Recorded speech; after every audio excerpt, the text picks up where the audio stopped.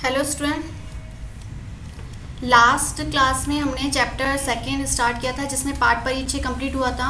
और वहाँ हमने स्टोरी में इतना पढ़ लिया था कि कपोत राजा जब आकाश में उड़ रहे थे तो उन्होंने नीचे चावल के कणों को देखा।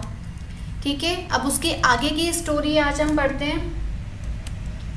देखिए आप,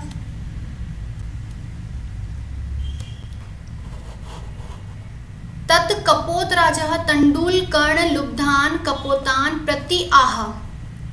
तत् इसके बाद कपोत राजा कबूतरों के राजा अर्थात चित्रग्रीव ने तंडुल कर्ण लुब्धान चावल के कणों के लुब्धान अर्थात लोभी कपोतान कबूतरों से प्रति आह मीन्स कहा या कुतो अत्र निर्जने वने तंडुल कणान संभवः।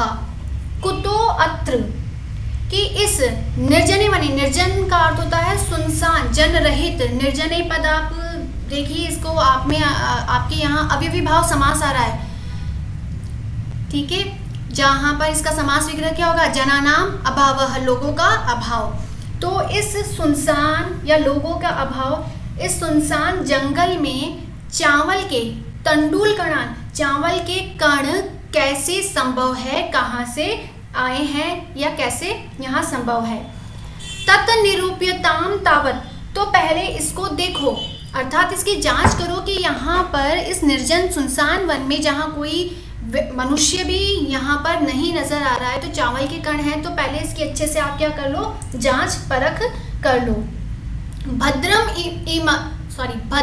इदम न पश्यामि, भद्रम अर्थात कल्याणकारी, इमम मैं इसको कल्याणकारी नहीं देख रहा हूँ। पश्यामि का अर्थ होगा हाँ देख रहा हूँ, मैं इसको कल्याणकारी नहीं देख रहा हूँ। सर्वथा अविचारितम कर्मम न कर्तव्यम, हमेशा, सर्वथा का अर्थ होगा हमेशा, कभी भी, अविचारितम बिना विचारे या बिना सोचे, कर्म अर्थात कार्य, न कर्तव्यम नहीं करना चाहिए। यहाँ कर्तव्यम पद में तव्यत प्रत्यय आ रहा है, क्री धातु है और तव्यत प्रत्यय किसके अर्थ में आता है, चाहिए अर्थ में आता है। वापस देखिए कि हमेशा बिना सोचे समझे या बिना विचार किए कोई भी कार्य नहीं करना चाहिए। एतत् वचनम श्रुत्वा कश्चित् कपोतः स दर्पम आह। एतत् वचन, यह बात सुनकर, यह वचन सुनकर, कश्चितः, श्रुत्वा पद आया, एक सेकेंड, श्रुत्वा पद आया, श्रु धातु और कत्वा प्रत्यय।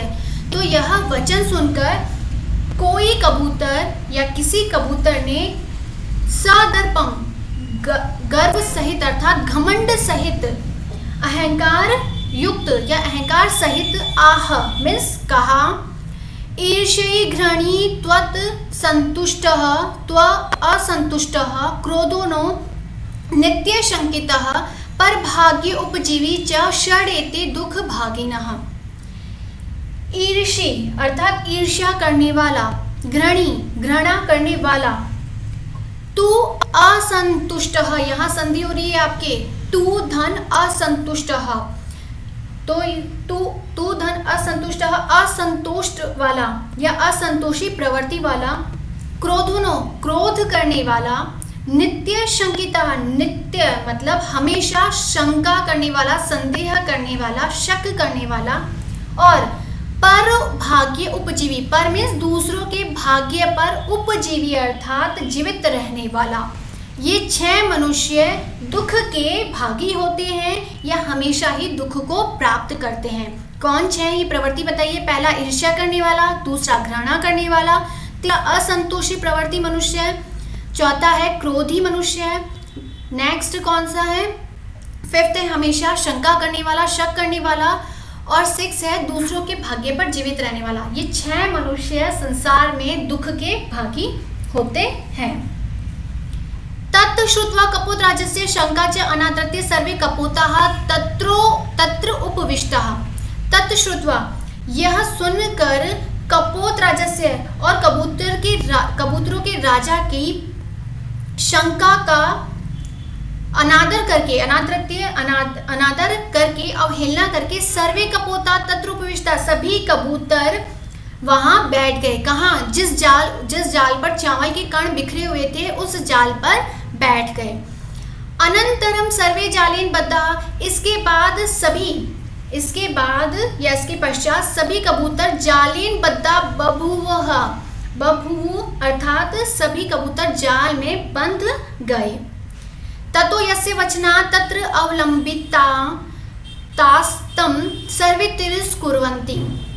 ततो इसके बाद यस्य वचनात् जिसके कहने से वे तत्र वहां पर अवलंबिता वहां उतरे थे, वहां बैठे थे, तम सर्वे तिरस्कुर्वन्ति उसकी सब क्या करने लगे? निंदा करने लगे, तिरस्कार करने लगे। तस्य तिरस्कारं श्रुत्वा चित्रग्रीव उवाच, उसके तिरस्कार को, उसके अपमान को श्रुत्वा में सुनकर चित्रग्रीव ने कहा, न अयम अस्य दोषः, न अयम अस्य दोषः, यह दोष इसका नहीं है। विपत्त काले विस्मयः एव का पुरुष लक्षणम, विपत्ति के समय, संकट के समय विस्मय अर्थात घबरा जाना ही का पुरुष कायर मनुष्य का लक्षण होता है। कि जब संकट है, कोई आपदा है, उसके समय घबरा जाना ये किसका लक्षण है? कायर मनुष्य का लक्षण है। तदत्र धैर्यम अवलंब्य चिंतयाताम, तदत्र इसलिए इस समय धैर्य अवलंब्य, धैर्य का सहारा लेकर या धैर्य रखकर प्रतिकार सोचना चाहिए अर्थात कोई उपाय सोचना चाहिए।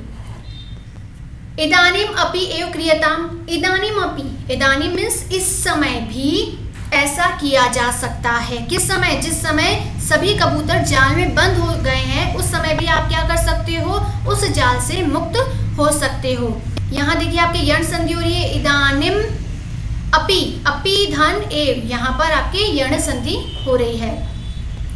सर्वै एक चित्ती भूयः जालम आदायो उड़ियताम, सर्वै सभी मिलकर, ठीक है, या फिर सर्वे एक चित्त होकर अर्थात समान मत वाला होकर, एक विचार वाला होके जालम आदाय उड़ेता, जाल को लेकर उड़ जाते हैं।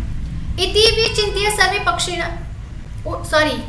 जाल को लेकर उड़ जाएं। इति चिंतित, ऐसा विचार करके, ऐसा सोचकर, सर्वे पक्षिण सभी कबूतर या सभी पक्षी जालम आदाय उत्पतिता, जाल को लेकर उत्पतिता अर्थात उड़ गए।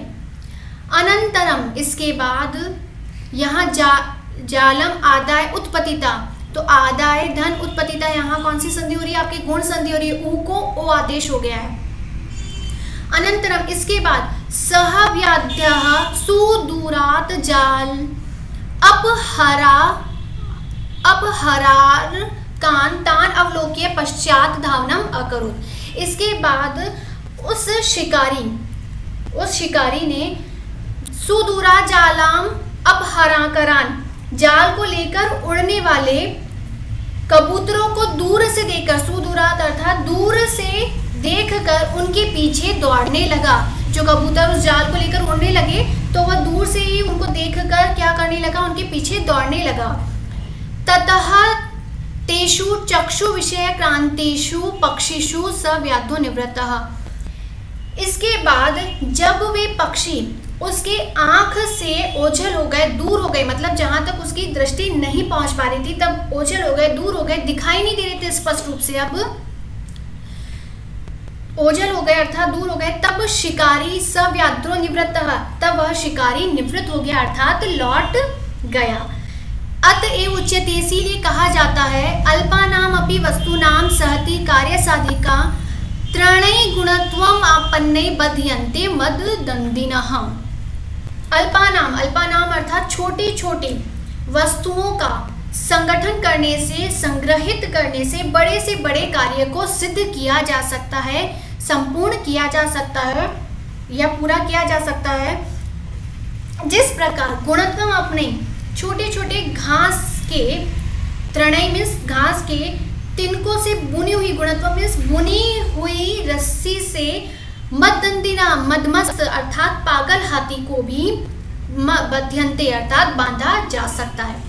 वापस देखिए श्लोकार कि छोटी छोटी वस्तुओं का संग्रह करके बड़े से बड़े कार्य को पूरा किया जा सकता है, संपूर्ण किया जा सकता है। जिस प्रकार तिनकों से बुनी हुई रस्सी से मददंडिना अर्थात पागल हाथी को भी कंट्रोल किया जा सकता है, नियंत्रण में किया जा सकता है या बांधा जा सकता है। आपने देखा होगा कि रस्सी जो है वो बटी हुई होती है। जब आप रस्सी के जो बटी हुई होती है उसके बट को खोलोगे, उसमें बिल्कुल छोटे छोटे जो बड़े बड़े रेशे होते हैं, कितने कोमल रेशे होते हैं, उन रेशों से बुनकर जो रस्सी बनी हुई है, तो उस रस्सी से एक विशालकाय हाथी को भी कंट्रोल किया जा सकता है। तो जो छोटी छोटी वस्तुओं का संग्रह है आप वह करेंगे हम, तो उससे बड़े से बड़े कार्य को सिद्ध कर सकते हैं। जैसे अभी सभी कबूतरों ने किया कि जाल में बंधे होने के बावजूद भी वो जाल को लेकर उड़ गए और उस जाल से मुक्त हो गए।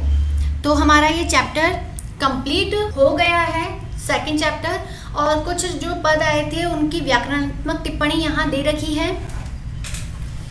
आपको ये चैप्टर अच्छे से जो मैंने पढ़ाया इसका अनुवाद आपको मौखिक रूप से करना है। इसके क्वेश्चन आंसर हम नेक्स्ट क्लास में करेंगे। Okay student, thank you.